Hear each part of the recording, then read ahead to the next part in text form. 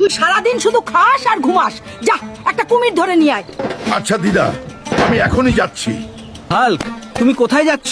আর বলো না চাচা, দিদা রোজ ভাজা কুমির খেতে চায়, তাই আমি কুমির ধরতে নদীর দিকে যাচ্ছি।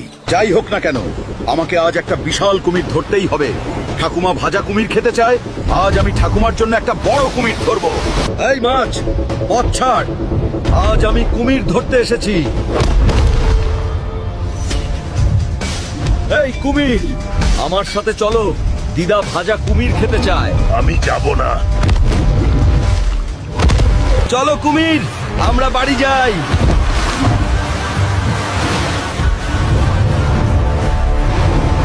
আরে পাগল হাল্ক, এটা আমাকে খুব খুশি করেছে। ঠিক আছে দিদিমা, আসুন আমরা এটি ভাজি। এই কুমিরের ভাজা খেলে নাকি এত শক্তি হয় যে তুমি ঘুমানোর সময় কম্বল ছিঁড়ে ফেলবে।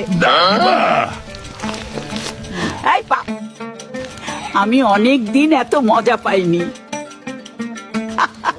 তোমাকে ছাড়া আমার দিন কাটে না।